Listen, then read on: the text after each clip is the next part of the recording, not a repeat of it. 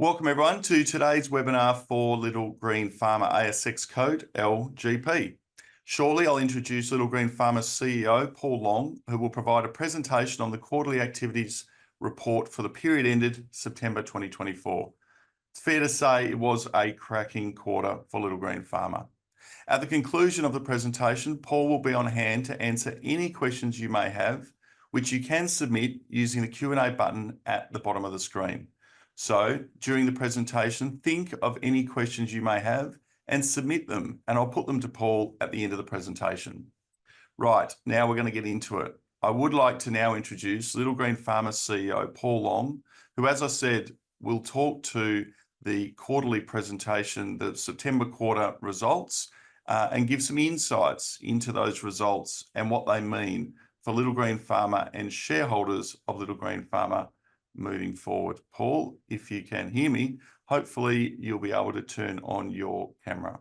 Good morning, everyone, and afternoon for those joining on the East Coast. And thank you for your time today, everyone. As David mentioned, it was a fantastic quarter for us. I think it was a gradual build for us this year. We've been really over a number of years, really working towards a quarter like this, and the capability inside the business to have repeat growth quarters like this has been a focus for a long time. So the pleasing thing about this quarter, and I'll share a little bit about that in today's presentation, is that we didn't have any really big lumpy movements in this quarter, which meant that it was a gradual build into this quarter. But certainly, I'd like to take a moment to really thank the team. At Little Green Pharma, our industry has been challenging for a number of years now, and there has been a big focus inside the company to be really pushing for cash flow positivity. And we've sounded like a bit of a broken record internally for a long time. So it's credit to what we've been able to achieve, and primarily to our incredible team here at Little Green Pharma. So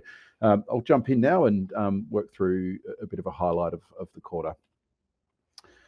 So to begin with, I'll just give a quick snapshot, really, of who we are for those who haven't had that previously that are on the call today. But you can see on this slide that Little Green Pharma being really the head co of our business and LGP, but we have a number of brands now, and that really was a response to what we saw happening, particularly in the Australian market. So we're not seeing this yet in some of those emerging European markets, but in Australia, we felt that it was really critical that we started to think more like a fast mover consuming goods style company, and we started to think about how we could target certain parts of the market. So you can see there with Cherryco and Indicare and we'll have a few other brands late this year that start to segment the market slightly. Important to note that we're still absolutely in the swim lane of medical cannabis focus.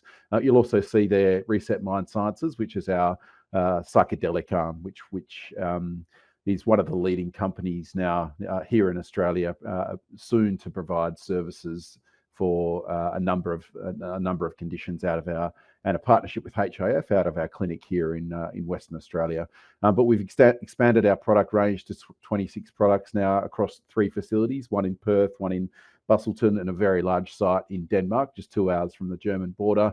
Our total production capacity sits at 30 tonnes, so we've got a huge opportunity for growth and economic growth, and I'll talk more about that in a slide.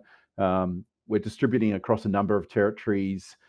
We continue to really double down and invest in R&D, and whilst that's not heading down a drug registration pathway, we really do believe setting up our brand and the future growth and more information required inside the medical market will benefit us in the years to come.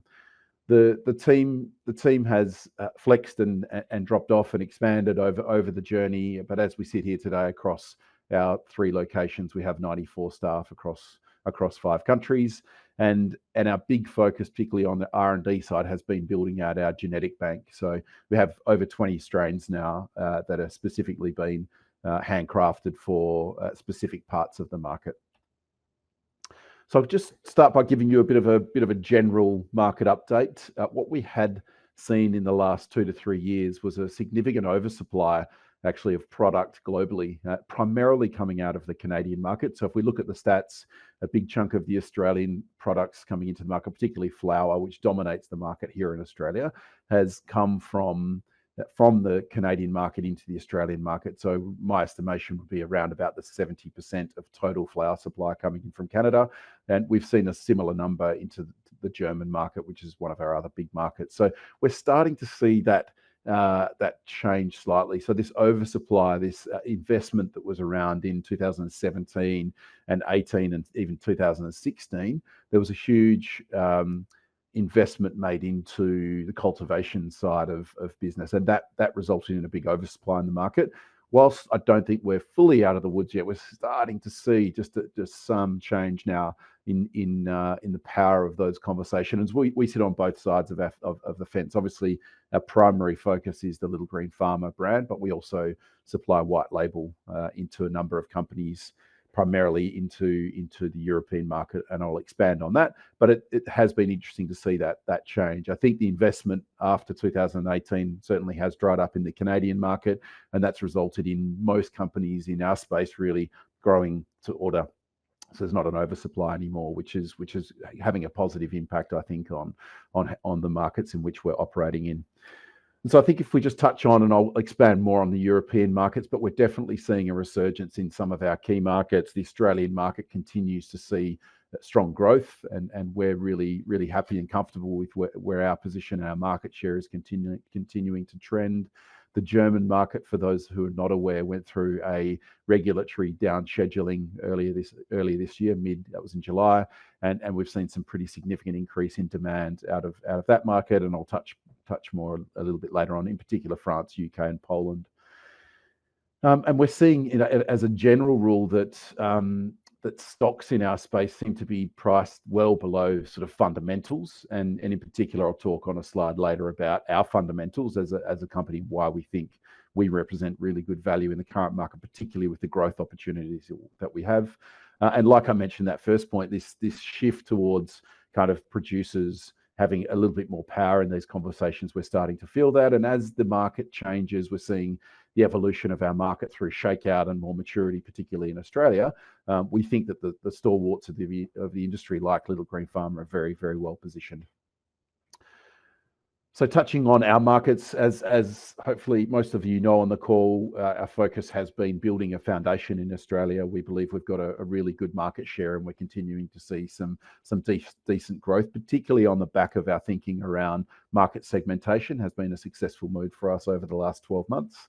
But the European market, and this slide, if you see the numbers on each slide, it actually represents the time in which we entered each market. So Australia was first, Germany was second, UK was third, and so on and so forth. The German market, as I mentioned, the changes mid this year have resulted in a really large increase in demand. As we sit here today, the product, almost all product entering that market is sold. So it's an interesting dynamic we're seeing in that market. Our site, if you can see number 5 in Denmark, we have our large 30-ton site up in Denmark with just a 2-hour drive from that border. So we expect to see continued significant growth into the German market, and we think we're very, very well positioned to capitalize on that opportunity. The UK market's the other interesting one I'll touch on briefly, but our partnerships into the UK market have been really strong, and we're seeing demand increase almost in a month-on-month capacity. So whilst there is still a limitation in that it must be a specialist doctor prescribing inside the UK, that seems to be unlocked, and some real growth coming out of there. So we've got some exciting things prepared for the UK market as well. I'll touch on the Polish market. So we're one of only a handful of products being sold in that market. So to enter that market took us about probably start to finish over 2 years. But it is a heavily regulated market where you must submit a dossier, like a pharmaceutical dossier. And so therefore, there's limited companies in the world that are able and have the capacity to submit those dossiers. So that's given us a big advantage inside that market. I believe there's only between 7 and 10 products currently available inside that market, and we expect to see some pretty significant growth from product sales. We've been positioning slightly, looking to reposition the flower in which we're delivering into that market from our Australian facility up to our Danish facility, given the tyranny of distance between our Danish side and straight into the Polish market. So certainly more to follow there. And then the French one is the other really interesting one. For those that recall, in previous presentations, we've been a part of a clinical trial or a study really that's been run by the French government, the ANSM. And that study has run firstly over 2 years. It got expanded for a third year, and now we're into a transition period. Inside that transition period, we continue, one of only 2 companies that continue to deliver product into that transition period to patients.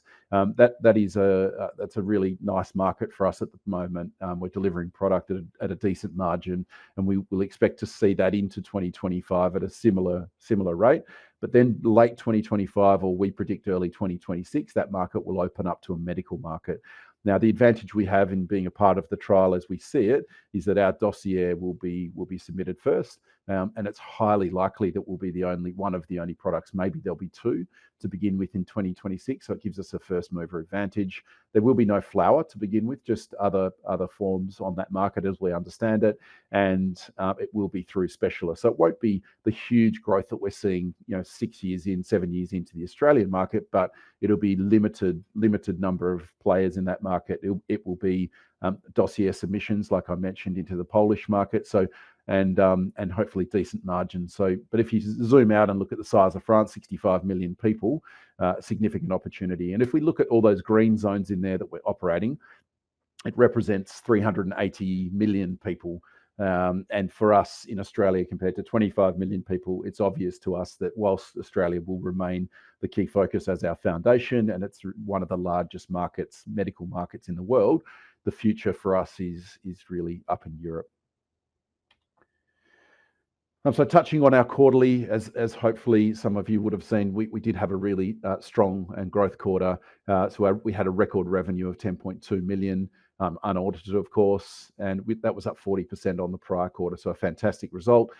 We also had a really strong cash receipts position, and that's been a shift internally here to make sure that we're slightly changing the dynamics on how we're bringing cash in, particularly in a scenario where we're really trying to drive our cash receipts and really trying to drive towards cash flow positivity. So you can see the trend line there over the last 4 or 5 quarters, certainly feeling like that's heading in the right direction.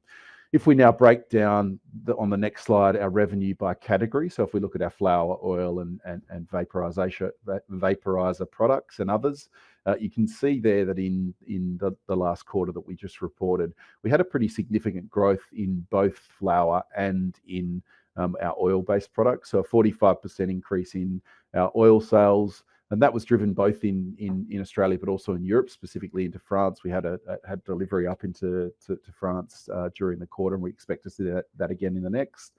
And a 35% increase in flower sales. And that was largely driven both by Little Green Pharma brand, but also white label brands as well. And then if you trend line on the bottom graph there, you have a look at how we're tracking year on year. Just a note on this particular slide that the periods have been annualized to give a straight line basis. As we switched to a March year end a few years ago, we've annualized that year, and obviously 2025 we've done the same. But again, you can see a really positive trend on how we're tracking.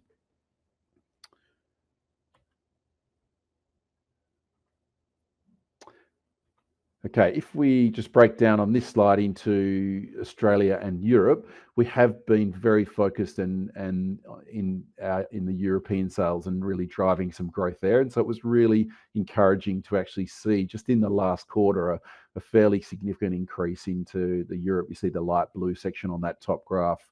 So we do expect to see that continue to grow. It's not, as I mentioned before, France 2026, early 2026, the German market slowly opening up, the UK market opening, the Polish market opening. So we'll see. We believe that we'll continue to see a really strong trend towards that being bigger, and we expect within years to come that will be almost inverted when we look at that top graph. So there's a big focus on growth inside those markets. But over a 30% increase in flower sales in Australia, coupled with a 35% increase in oil sales. And we did have a 60% increase, as I mentioned, in the flower sales into Europe, and over 100% increase in oil sales in the quarter. And again, if we look at the straight line annualized basis, we're seeing some good growth. And again, what's encouraging is that growth that we're seeing in FY25 into the European market, but a continued growth here and a continued growth in market share for the Australian market. I mentioned at the start that we had a breakdown in our products, and we had been for sort of a good 12 months before this quarter. We'd been really starting to try to look through the lens of FMCG and market segmentation. So you can see here that planning is really paying off for us. So in particular, you have a look at our Cherryco sales. So Cherryco began with a way to use the smalls that we're harvesting up, particularly in our Danish site. So the market's really demanding a larger flour inside the market. So we began to grade our flour. So we had sort of 70% of our flour roughly going into A grade or superior base product, which we label LGP. And then we were left with 20 to 30% of each batch that we decided to bring in under Cherryco. But we've seen really increased demand, which has meant that we've looked elsewhere for some additional flour, and we're actually looking to grow inside our own facility. And as we scale into volume inside that market, particularly at that site in Denmark, we see that we'll get an increase or decrease cost per gram as we increase the volume from where we sit today. So if we have a look at this slide, this is a really interesting slide. I think we can see there that our cash at bank was for the first time without R&D. We had a positive cash flow at cash at bank, so we sat at 4.8 up from 4.3. We can also see if we trend this over the last few years that we can really see we've tightened up our debt position. So we're sitting at 3.3 million of debt.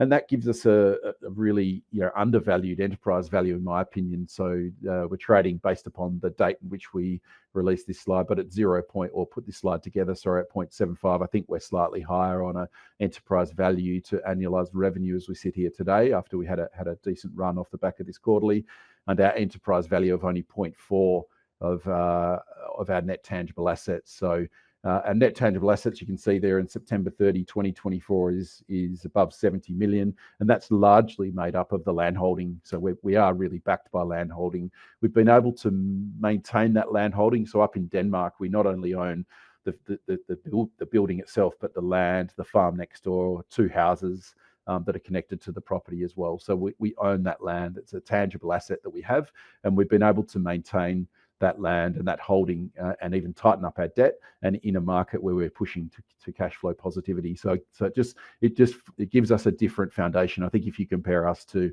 other players in the market, where we're underpinned by hard assets as well. But not only that, we've got to cash flow positivity, and we see this huge growth opportunity. I think if we just touch then just on the peers, and I won't sort of delve too much into this slide, but hopefully there might be a few questions on this. But if the summary here is that there has been a lot of change in our market. It has been a challenging 2 years inside the medicinal cannabis market here in Australia and in fact internationally. But if we look at the 20 cannabis companies in 2022 that were listed, there's 7 that are either delisted or suspended now. And we expect to see that to continue. I think if you look at some of the metrics of few of those companies on the previous slide, we expect to see that relatively soon with a few more. But I think the key 3 points here is, the first one is that we're one of only 2 companies with positive operating cash flow, and the only one with growth, a year-on-year growth there. So really well positioned from an operating cash flow perspective. We had the highest percentage of revenue growth for companies with similar revenue. So we've said more than 25 million. We had the highest revenue growth. So really strong performance from our team, largely driven through the Australian position. And the majority of companies have incurred operating cash outflows during the year, which are greater than their cash at hand. So again, we outperformed most companies that we've seen that are listed there. So a really, really strong position for this quarter, but also one that's been trending for a period of time. On the corporate overview, we'll touch, I think the big change that some of you may have seen is that the Thorney Group took a large position in the company last week. And so you'll see there that our largest shareholder, Tiga Trading, which is Thornberry Investments, they were our largest shareholder last week, holding I think 11 or 12%, and they've now gone up to 19.8%, holding 60 million shares. We think this is a fantastic sign for our business, and they've been a supportive but driven shareholder to really drive a lot of the fundamentals. So we're really excited that Thorney have taken that stake. and it was an off-market transaction with Hancock Prospecting last week. So we're really excited around the faith shown in Thorney and the opportunity we've got to continue to see them to take a strong position. Obviously, they're right at the 19.8 position which is the maximum position before takeover provisions would entail inside our trading here in Australia. And I guess in summary, what I'd just like to point out a few points, which I have been inside this presentation, but it really does feel like it has been a challenging few years, but it does start to feel like a few things are starting to align for us. So, the size of the market is here to stay. It's validated. I think these conversations, these presentations we were having back in 2018 and 19, we spoke about a potential size of the market in Australia that at the time felt significant. But as we sit here today, there's over 1 million patients, we believe, inside the Australian market, and we expect to see that to continue to grow. So the size of this market, this is a product that is working for patients in this country, and we believe that the metrics of growth we'll see into those European markets, and a lot of those markets are well behind where we are in Australia. We have the biggest facility in Europe, and like I mentioned, we have this low marginal cost now. So for every gram that we produce now, it gets cheaper and cheaper for us. We're currently, our total tonnage out of the European site sits at sort of 4 to 5 tonnes per year at the moment, but we can do up to 30 tonnes. So as we continue to scale, our average price comes down. So that puts us in a very, very strong position. And for those that don't know, that site we purchased off Canopy had spent $120 million building that site. We purchased it for 20 and we own it debt-free. So no one's going to build another $120 million site in this market. And so we're incredibly well positioned to deliver low-cost, high-quality product into particularly the European market, but even beyond from that site. The position financially we've landed in on cash flow positive and record revenue in the last quarter. We expect to see that to continue to grow, and it has been one in which is quite unique in the market. We are backed by hard assets, like I mentioned before, and the other really important thing I'll say on this slide is we start not only those competitor exits that I mentioned before, but there's been significant media and regulator crackdowns. And I personally believe, whilst there's some in the industry that feel that is bringing some negativity on the industry, and yes, that is the case, in my opinion, I feel that shining a light on the poor behaviour from just a few players out there in the market is a really good thing. And I think it will clean up the industry, and I think we'll get to a position where we mature and there'll be fewer really good quality players in the market. And we obviously believe that we'll be one of those, particularly in the Australian market and into Europe. And I think, more broadly outside of Little Green Pharma and medicinal cannabis, we expect to see a different market in 2026. We're starting to see those different conversations happening in the market from institutional investors now starting to see that there might be a shift in slowing inflation and interest rates next year, which changes the dynamics and brings in some more retail investment into next year. So, this year's been a really solid period for us, but we do expect that there'll be some changes more broadly in the market next year. That's it from me. David, I might hand back to you to see if we've got any Q&A on the way through. Stack of questions, clearly a very well-educated shareholder base. So we do have a lot of questions. So let's just jump straight into them. Touched on in your presentation the introduction of some new cost-saving initiatives, which are sort of fixed cost-saving initiatives, so not one-offs, but something that'll drive cost savings year on year. Are there a number of other initiatives that you're looking at, and how do you think they may impact margins moving forward? Yeah, look, I think we have been focusing on cash flow break even, as I mentioned, for a long time. So cost savings are clearly have been a big part of that. I think if we compare ourselves to the markets we're operating in, to the parts of the supply chain that we operate in, I think we're pretty unique out there in the market. I think what we've been able to deliver is quite exceptional if we look at all of those factors.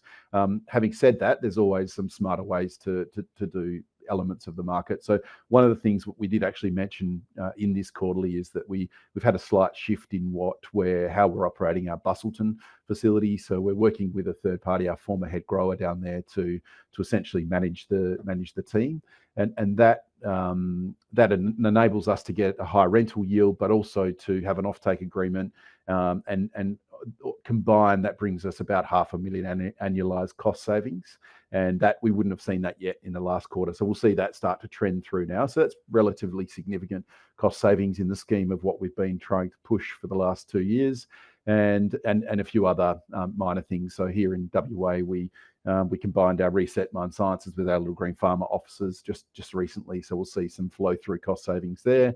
But really, if we look at our Danish asset, there's the fixed cost base we have there. We've got site managers, we've got QA managers, we've got obviously the hard asset itself. Really, the incremental increase is relatively insignificant as we scale up our volume now.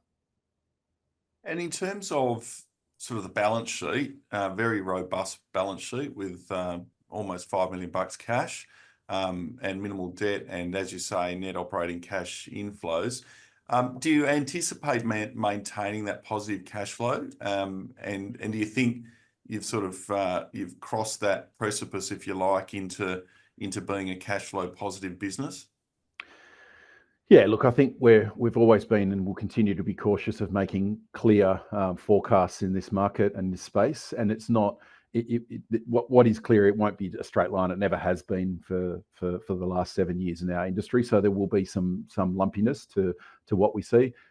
We've been working towards this quarter and these results for a number of years. Can't stress that enough. And we did see a nice gradual growth into this quarter. The March and the June quarters we thought were really strong. It was great to actually tick over that into cash flow positivity in this particular quarter. We believe we'll continue to see that type of growth, but we don't think it will be a straight line. There will be some lumpiness. And for us, we sit back and go, what are the fundamentals of where we're heading, the markets we're operating in? Can we deliver high quality at a reasonable cost into that market and continue to grow? And for us, the answer is yes, and our strategy is working and clear.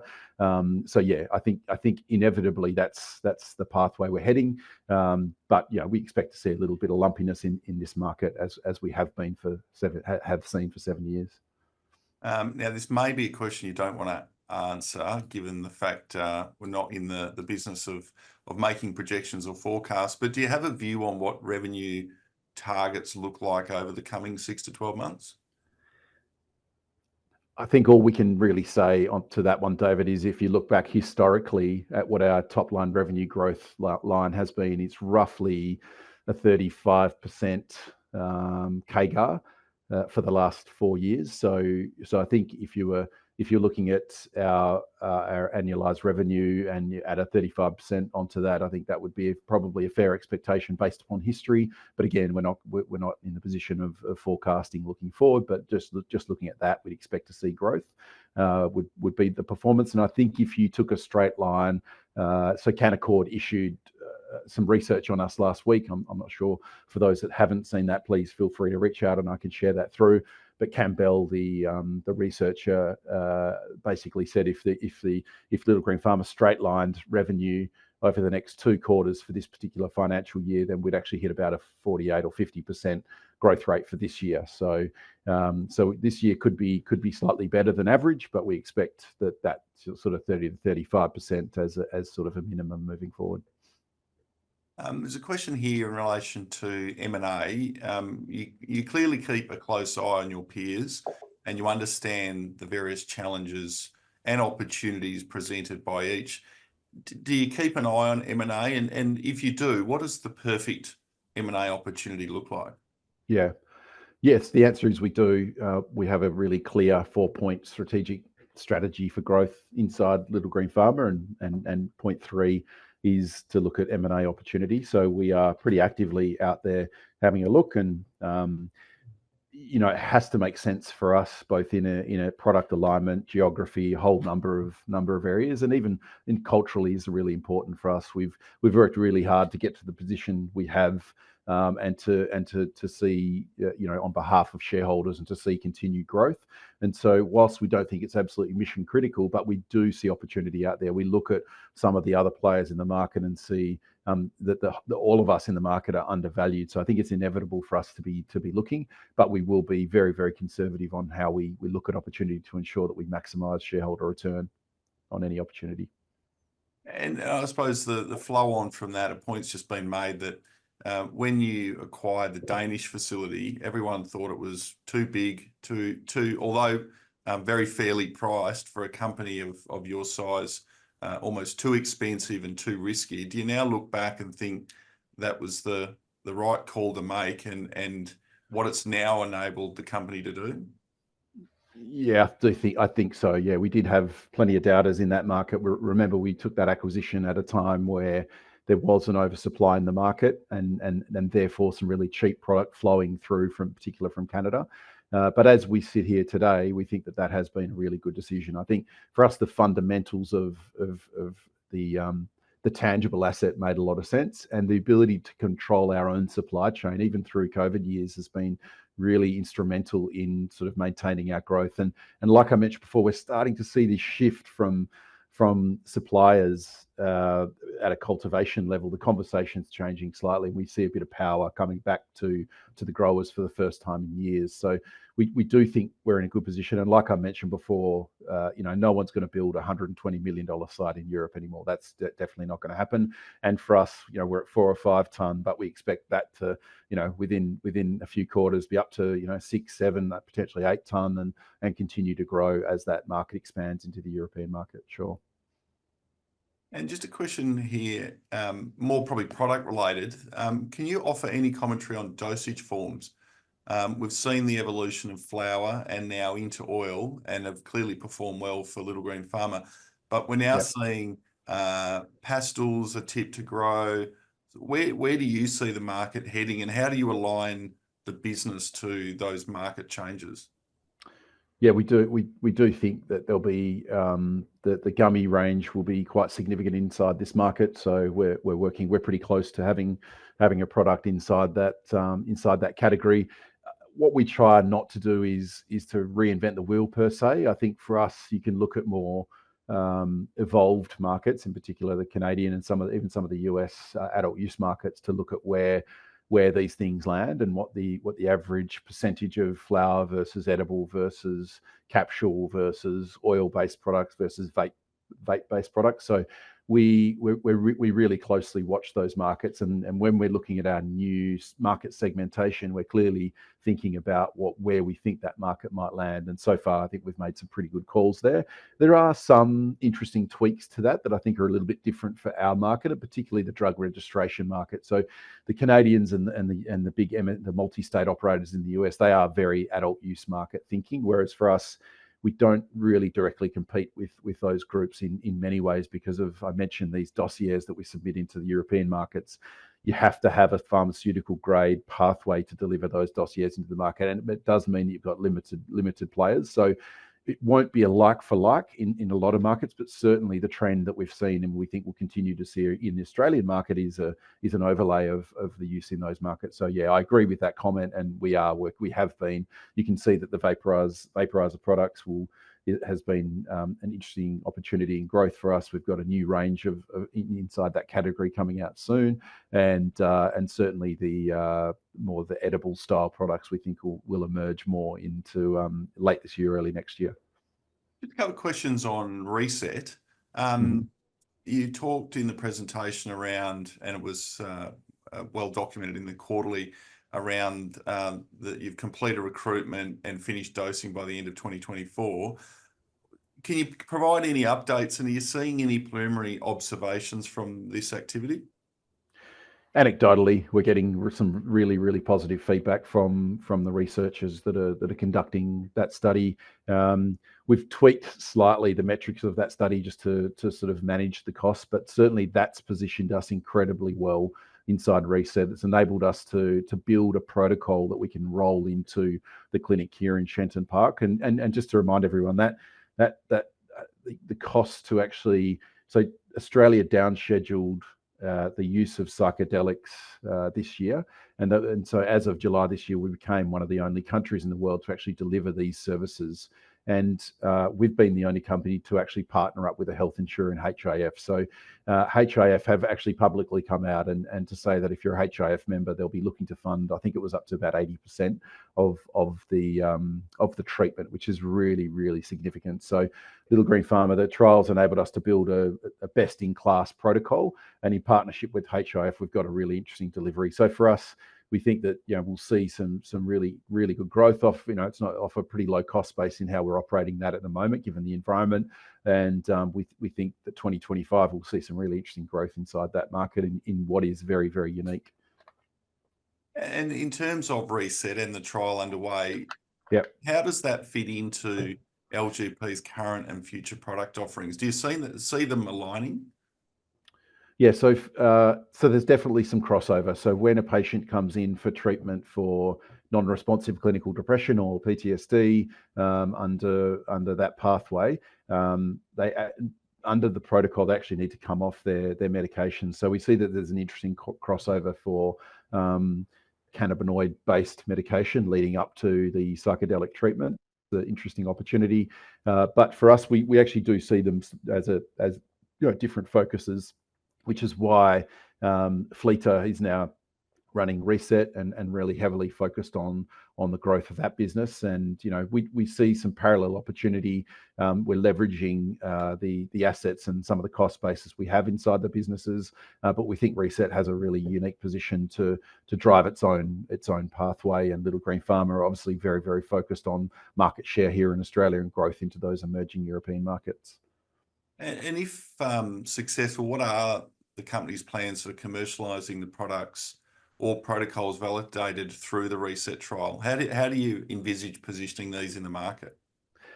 Yeah, for us to begin with, it'll be really focused on getting the model right here in Western Australia. So the number of authorised prescribers is limited. The number of first patients coming through that pathway will be limited. So it's proving that concept and sort of managing the cost going into that. And we've done that.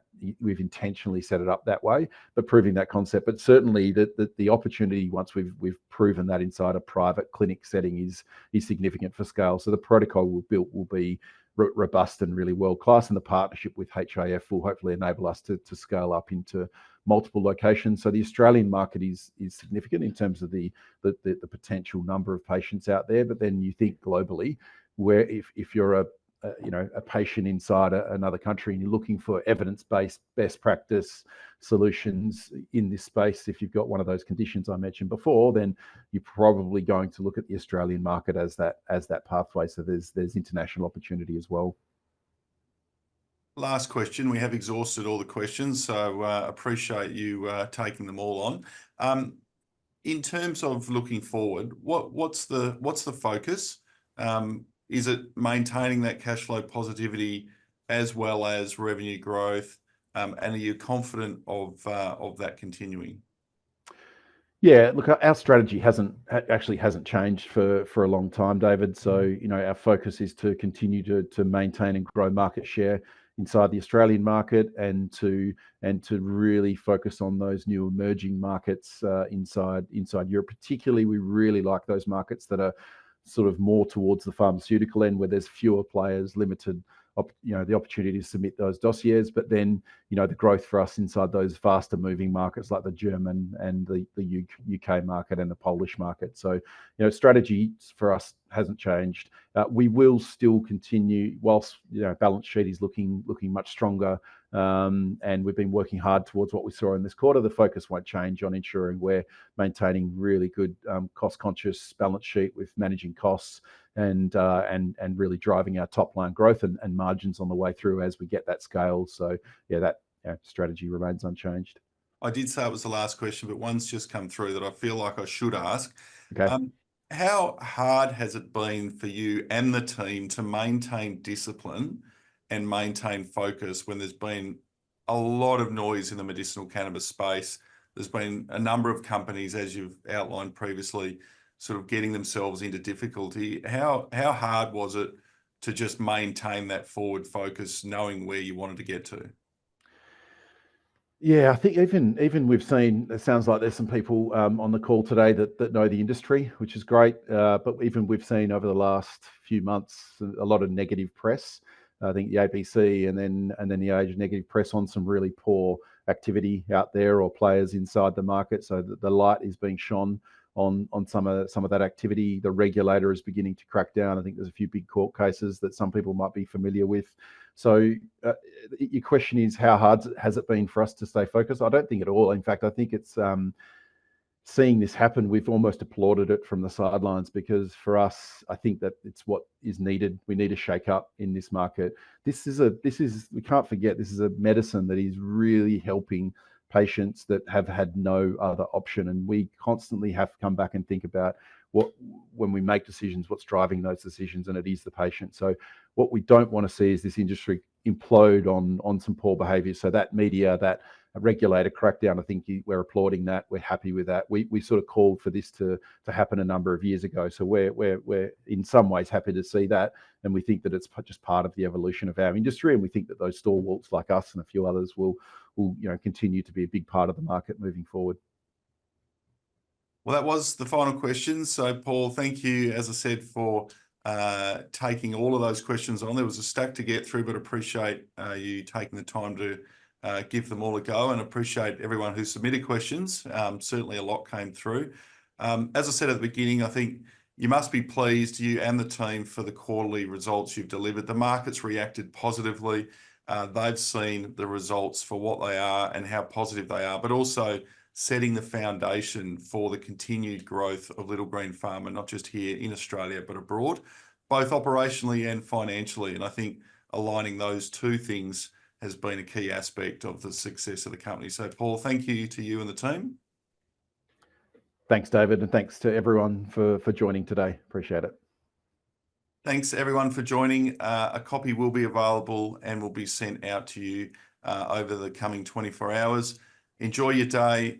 Continue to watch Little Green Pharma and the strides that it continues to make as it looks to continue to grow its business. Thanks, everyone, for participating, and have a great day.